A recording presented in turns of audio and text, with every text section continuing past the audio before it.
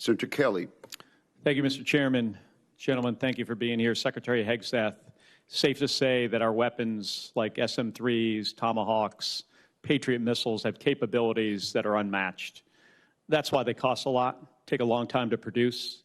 Your budget requests $31.8 billion to expand production capacity for critical missile stockpiles.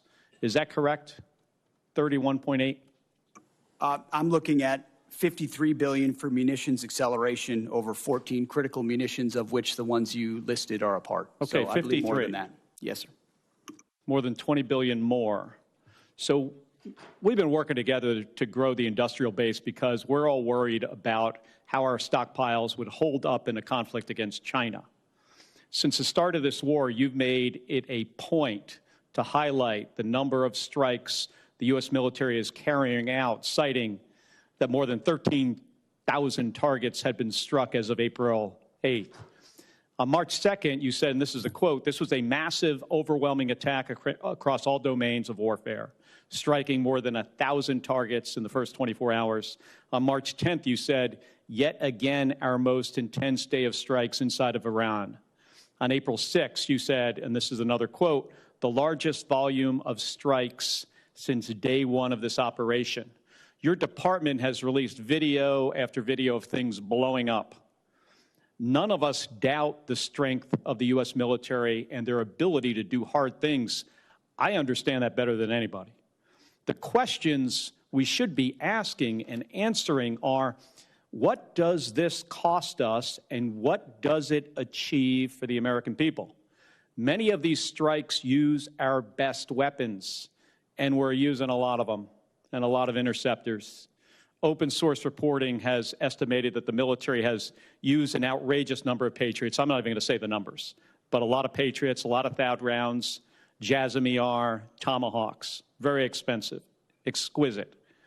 We can't make these munitions overnight, and it's clear from your budget request that you know that.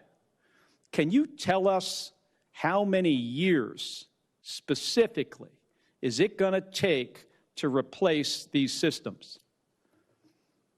Senator, thank you for the question. I would defer to the comptroller on the amount because I think it's a lot higher than 53. If you look at long-range fires, JASSMs, LRASMs, Tomahawks, we're looking at $238 billion. Okay, we're looking at $40 billion for hypersonic. So I actually think it's closer to $330 billion in munitions. Okay, how many years to replenish? That's the question. I think that's exactly the right question, too, Senator, because the time frame we were existing under was unacceptable. Okay, well, and what this budget does, months and years, fast. Years. I mean, we're building new plants in real time. So just to replace what we have expended. I said months. And then you said years.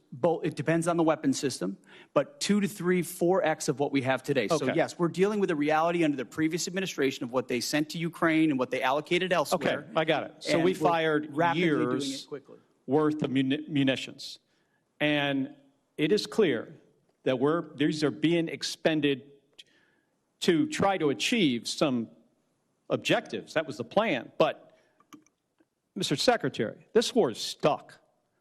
The Strait of Hormuz is closed. The Iranian regime is in place. The nuclear material still in their hands. Americans are being crushed by higher costs. And it's not clear to them at all what the goal of this war is. So, I've got about a minute, and I want to go to another topic. I saw your hearing yesterday, and I'm going to give you one more chance to address a question here. It's my understanding that the definition of no quarter is that legitimate offers of surrender will be refused or that detainees will be executed. Is that your understanding of the definition? The only entity that would kill detainees or target civilians is the Iranians, and they're the ones being crushed. So the Iranian military and their military capabilities. The question is, I disagree completely with your articulation. No, do you understand the definition that I just read you? Because that's the definition from your department's law of war manual. Is that your understanding? And I'm going to just get to the point here. We fight to win and we follow the law, Senator. Okay, so Your quote was, "We will keep pushing, keep advancing, no quarter, no mercy for our enemies." And yesterday, you did not clarify whether you stand by this statement. So I'm going to give you another opportunity to clarify if that is what you meant. Do you stand by that statement you made on March 13th? We have untied the hands of our warfighters. We fight to win, and we follow the law. Okay, so you're not clarifying. So you stand by that statement. So you're the Secretary of Defense. The things you say matter. And your response here, right now, makes it clear to the American people exactly why you are not right for this job. It makes it clear to our enemies, Senator.